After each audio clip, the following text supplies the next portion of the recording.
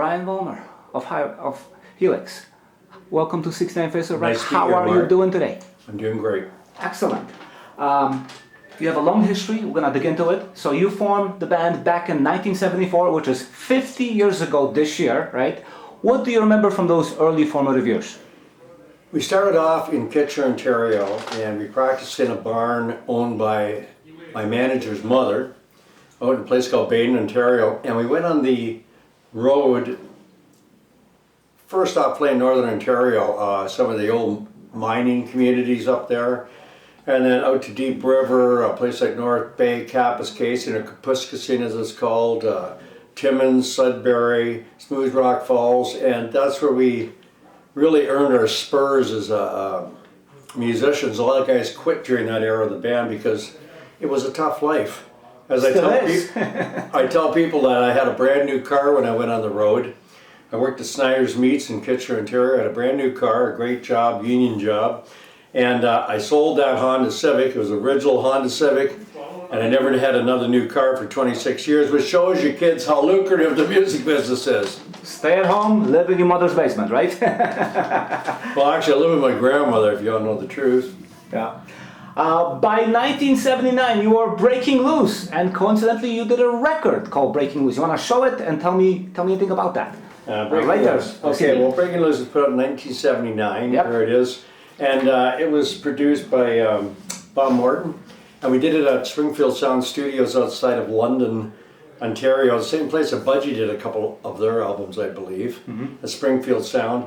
And the album gained traction in Texas with Kiss K-Mac, the radio station down there, and a DJ named Joe Anthony. And let's take a break here. Sorry, guys. Yeah. Keep going, keep talking. There we go. I just need something out of here. And Joe Anthony loved the song You're a Woman Now, and he gave it extensive airplay. Also a guy named Chris Johnson at Amarillo College, and we ended up doing our first ever tour of Texas. And the first day we ever played on a concert stage in the US was in Helotes, which was outside of San Antonio, and it was with Y&T, Yesterday and Today, and Dave Menketti. And I still see Dave now and then nowadays, and a great guitar player. And a lot of people don't know that was the first big act we played with in the States. Great influence already. 2 years later, White Lace and Black Leather followed. You want to show it? It's out there in vinyl. This is White Lace and Black Leather. This was our second indie album. And what reaction did this get?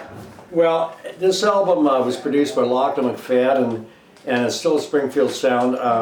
I think that personally, it didn't sonically sound as good as the first album, but anyway, this album gained traction in England, specifically with the song Women, Whiskey, and Sin, which is, we just released actually digitally through Indie Tunes about a month ago. But the song Women, Whiskey, and Sin got us traction in Sounds magazine with Mark Putterford and Kerrang magazine with Paul Suter, and through that we gained the attention of David Muntz from EMI, and then David Muntz from EMI went and got Dean Cameron from Capital Canada to look at us, and Capital Canada, and then Dean Cameron got us signed to Capital EMI USA out of Los Angeles. We were never signed to the Canadian label. That's another factoid that a lot of people don't know. We were always signed to the American label. That's right. And your first release, you want to kind of dig it out there, No Rest for the Wicked. So this is our first release in Capital EMI in 1983. And also it kind of showed like new image of the band, new logo, kind of new style. Well, the first two albums, I think we were trying to develop our sound, and we were searching for that sound, and then we wrote this song called Check Out the Love when we were down in the Bronx in New York City on a terrible tour of New England. And Paul and I wrote that song in the Bronx, and we thought this is our sound. And sure enough, after we wrote Check Out the Love, we were spitting out 2-3 songs a week. Dirty Dog, Heavy Metal Love, Never Want to Lose You. And we met Tom Tremuth, who was instrumental in getting the band signed to Capital EMI. And Tom Tremuth had a place up in Toronto, and we used to record in his basement the demos.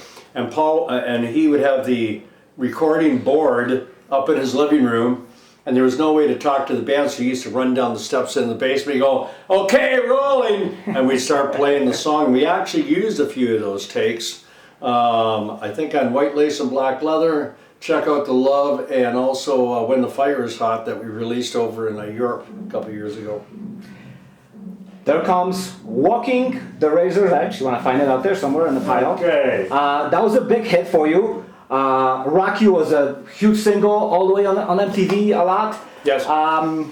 Things were happening. Fill us in what was happening That's behind right. the scenes. It's funny you mentioned MTV because Heavy Metal Love was actually the bigger hit on MTV. It went to heavy rotation. I don't think Rocky reached that point, but Rocky was definitely a breakout sound for the band. People had high expectations for us, and it took right off. And within a couple of weeks, we went gold. Actually, we were at the Meadowlands Coliseum in New York with playing opening for Rush when we got the news, and somebody in the background joked and said, "Yeah, in a couple of weeks we're going platinum," and sure enough, we went platinum in a couple of weeks after that. So it was a heady time for the band. We were flying around a lot, playing with some great acts. Everybody from Heart to, oh God, Kiss, you name it. The fun continued with Long Way to Heaven. Long Way to Heaven. And Long Way to Heaven, which is right here. Right, there it is. Long Way to Heaven was the #1 album for us in the country of Sweden, and we still have a strong following in Sweden. We went over there and we played right inside the Arctic Circle all the way around the country. And then we came back to Canada and we had a huge hit with Deep Cuts the Knife, which Paul Hartman, who played guitar for the band at that time, wrote with Bob Halligan, who wrote many hits like Some Heads Are Gonna Roll, Take These Chains by Judas Priest. So we had our biggest airplay hit of all time, which was Deep Cuts the Knife, but it didn't sell as many records as Rock You, because Rock You was an up-tempo hit and Deep Cuts the Knife was a ballad, but it was still a huge hit for the band. It attained double breaker status, which means that 2/3 of all the radio stations in that genre were playing that song at one time. Wild in the Streets. Okay, now that showed us some signs of distress here, right? So what was happening? Distress? To call it gently. You know what that means? It was a do or die album for us for sure. Capitol pulled out all the stops, and then they fired everybody at the top of the company, so there was really nobody there supporting us, and we didn't know it. Our guy at the tower was a guy named Bill Bartlett, and Bartlett was well liked in the company, and they had another guy named Walter Lee who tried to ferret out everybody in the company that was doing drugs, and I think he zeroed in on Bartlett, and he couldn't get him fired because it was too popular, so he got him demoted to the mailroom or something in capital EMI. And he went up behind him and stabbed with a cattle prod, and then they all both ended up leaving the company. And once Bartlett wasn't there, we didn't have our connection at the head of the company, and although we didn't know it at the time, our career was over with Capitol Records, because there was nobody there that, you know. And yeah, so we did this album at Richard Branson's studio in London, England, or actually we recorded it in Killington, which is outside of Oxford. We mixed it in London, England at the Townhouse Studios, and that's also where I met my wife, and I've been married over 30 years to that gal now. So something good came out of it. Well, she lived just down the street in Gold Hawk Road, so just down from the BBC, and I met Linda and we fell in love, and we're still married.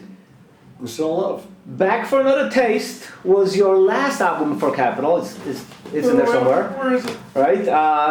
Already in 1990 released, and how did things change at that point? Well, we lost a deal with Capitol on Back for Another Taste, but we did get a distribution deal with Capitol EMI in Canada, and we were also distributed by Grudge Records in the US, and GWR, which was Doug Smith's label in England. We had got that connection from playing so many tours with Motorhead, my favorite metal band, by the way. Lemmy Rose. Yeah, I love Lemmy. He was a great guy. And we went out, we toured Europe with Ian Gillan. We played in East Berlin when it was still communist, which was something we'll never forget. And actually I drank Jägermeister for the first time with Ian Gillan, of all people, in East Berlin that night. I got it on film actually, I looked pissed. I don't drink anymore, by the way, ladies and gentlemen. But yeah, that was another experience for the band. We went all across Europe, all through Scandinavia. We played in Hungary, which was a real experience. It was still communist, and I remember what really struck me is it was like going from a Technicolor movie into a black and white TV sitcom.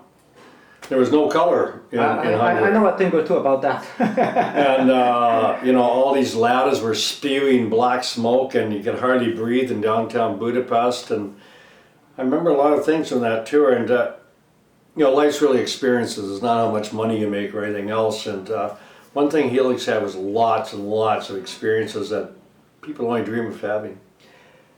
You did one more record in the 90s. It's a business of doing pleasure. At that point, grunge was taken over, right? How did this album do? Did shit. And the reason it did shit was because it was never meant to be a Helix album. It was meant to be a Vollmer solo album, and I was going through a period of my time. I was going through a divorce. I was listening to stuff like Don Henley, and your original music is usually a product of what you're listening to, and I was listening to that type of music, and so it was a very, I shouldn't say poppy, it was more blues, country blues album, and I just re-released it on vinyl actually, and it's called It's a Pleasure Doing Business. I changed the title around. I took 2 songs off. I added 2 songs we wrote at the same time period. By the way, I wrote this song with Mark Ribbler, who is now the music director for Little Steven. And Mark was a great writer, great guitar player too. And I was very proud of these songs. I was very pissed off because it wasn't a Helix album, so people just, and I don't blame fans either. Like I would have went too, what the fuck's going on, right? But I was angry because the songs were lost, and I was very proud of those songs, especially Tug of War, That Day's Gonna Come. Well, now the 2 we just added, Hungover But Still Hanging In, and Still Got the Look in Your Eyes. And so now they get a kind of a second chance many years later. And another thing about that album was it was ahead of country. Those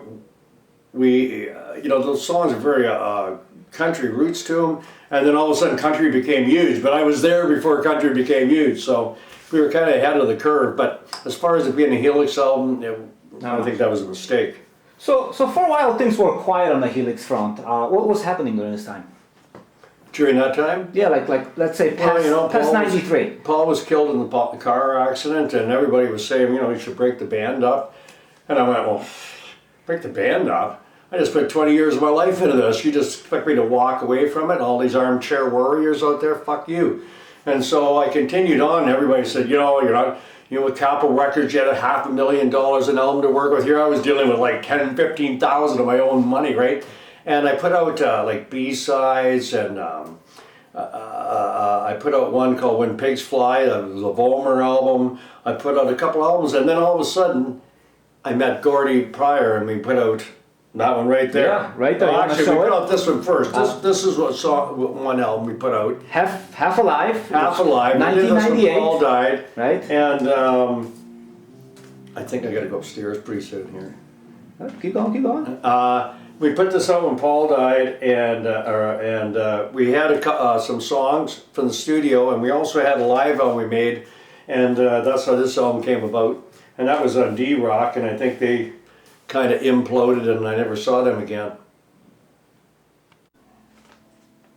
Finally, in 2004, you released a new album, Rock in My Outer Space. So you must have been in the outer space. What's been going on? Well, it was kind of a play on words, kind of like In Through the Outdoor, which I used to call In Through the Outhouse. Mm-hmm. But this was written by myself and 7 Year Itch. We also wrote Live Frankenstein from the Pigs Fly album, which ended up in quite a few Helix albums. So this is a bunch of guys. I'm still writing with these guys, and every now and then we pop out a really good tune. So next year might be when. And what reaction did this comeback receive? I can't really remember. I just churn out albums. I don't really pay attention. If they sell, obviously it's it gets my attention. But I put out albums, and I've been doing it for so long now, 50 years, that I just get up in the morning to do my job, and you know, I work on the next album. I don't really dwell on how it's going to do, because at this point in the game, I figure I'm doing it for myself anyway. Because you know, you don't really make money off of music, but there's always a chance if you get on a movie soundtrack, TV, something like that. So I just keep turning out songs. Besides, I got into the music business to write songs. So just because people might not be buying this type of music a lot anymore, doesn't deter me from continuing to put out music. The power of rock and roll followed 3 years later, and it seemed like you guys were back in for good. Well, we released this album, and then it got signed to Sanctuary Records in the UK, and Sanctuary was on its last legs. We didn't really realize it. I went over and visited the company, especially John Richards, who now is with Rock Candy Records, and I think Mark Putterford. But the album did really well for us, and then Gord kind of, you know, he couldn't be involved in the project anymore. I had to deal with AOR Records out of Germany. We had to kind of move on, and that's when I developed my relationship with Sean Kelly, and we wrote Vagabond Bones. But this album did really well for us. Ironically, we just wrote a song, Gordy, me, Stat Howland from Lost Metal Church, and Johnny Hyatt down in Florida, so that should be out anytime soon too. So, your next venture, very surprising, a Christmas heavy metal record. well, this was Gord Pryor's idea, and Gord, when he's in the groove, he's brilliant. And we released this album, and it came out in Walmart stores all across Canada. I was very proud of this album as well. I'm a big Christmas fan, so you know, some people hate Christmas, but I personally, you know, when I was a kid and I was growing up, Christmas was a very special time for me. We were very poor as kids, and getting presents at Christmas was like, wow, you know. You mentioned a little bit about the Vagabond Bones, right? And this record has an interesting story behind it. Care to explain it? Well, this album came about because Gord kind of left the project, and then I developed a relationship with Sean Kelly. Sean Kelly actually had approached me many times about being a guitar player for the band, and I didn't know anything about him. So I sent Rick Van Dyke out, who was in the band at the time, to check him out, and he came back and he said, "Oh no, that guy we passed, we don't need him," right? And then when Sean actually got in the band, I was, you know, I had this thing in the back of my head where one of my other guitar players who had gone out to check him out kind of downplayed how good he was, said he was, yeah, he's an average guitar player, nothing special. Well, I'm thinking in the back of my head, you know, and then I saw Sean actually play, and I went, whoa, this guy's amazing. And you know, he's played now for Nelly Furtado, he plays for Alan Frew, he's played for Honeymoon Street Guys, played for almost everybody. He's an amazing guitar player, amazing person too, by the way. Nicest guy in the world. But we wrote this album, and it did very well for us, and I'm proud of this album too. It's got a lot of good songs on it, especially Make 'Em Dance, Go Hard to Go Home was one of my favorites. So, good album. Then another kind of lengthy break followed, but you did recover with Bastard of the Blues. Bastard of the Blues was another album that I wrote with Sean, and once again, just a continuation we did. This album produced Even Jesus Was Loved in His Hometown, which I consider one of the better songs that I've written in my career. And Sean and I wrote this because of the last album, Vagabond Bones. We had a song, Make 'Em Dance, that could have, if our local radio station, London, Ontario, would have played it, would have pushed us across the line and breaking the top 30 in Canadian rock songs, but our own hometown wouldn't play it, and so we came up with the song, Even Jesus Wasn't Loved in His Hometown, and that's where the song came from. And that's also when Chris joined the band. We went to Europe, we played Spain, we did 3 dates in Spain, in Barcelona, Pamplona, and Madrid. And then we returned later on in the year. We did an extensive tour with Humbucker and Gear Von Darn. Arn, is that how you say his name? Yeah. Good friend of mine now. And your last release, Old School, which is... Well, Old School was basically demos that we had laying around from when Paul was alive. And a lot of these songs were great songs and never got still the light of day. Some of them we scavenged from old cassette tapes, some of them from off the old IKEA board. We used to have this experimental IKEA board that we taped on. And, so it was a joy putting this together and basically hearing Paul once again play his guitar. Will there be any new music? I'm working on new stuff right now. Like I said, we got that Stat Howland song. I got many songs, 4 or 5 that Sean and I are working on. We've actually taken some of the older ones too from the Paul Hackman era and songs that were not quite there, and Sean's worked at them, and we've taken them that they sound 100% now. So. I understand there's a number of musicians who are no longer with us who play with you. What memories you have of those guys? Which guys are those? Like, that I played in the band? Mm-hmm. Oh geez, there have been a lot of people playing the band. Know, the real right? core of the band, which was during the 80s, was myself, Fritz, who just passed away, Brent, Paul, and Daryl. A lot of the members that joined the band were either before that period or after that period. During the 90s were pretty tough. I couldn't find guys to play with me. As far as I was concerned, they were I was a joke.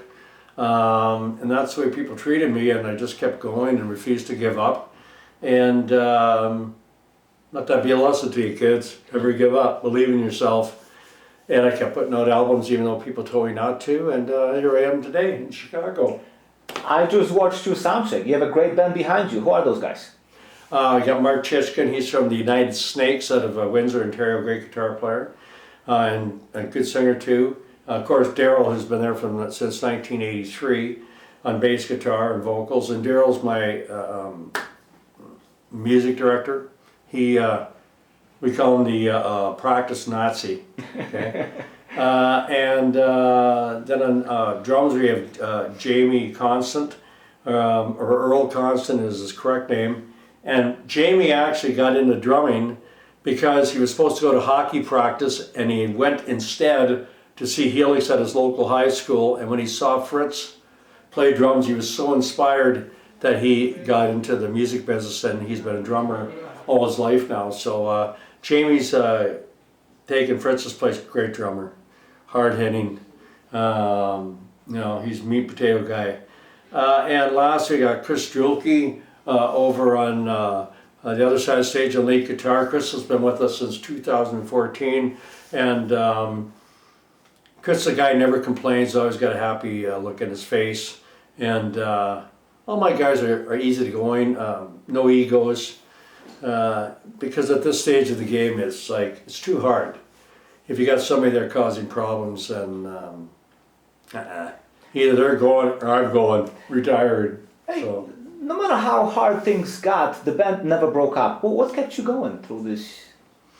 Well, partially the love of music, and partially the fact that I didn't know how to do anything half-assed well in life, except sing in a band, and that's why I kept going. I almost quit at one point, and then Good to the Last Drop became a huge hit in Canada.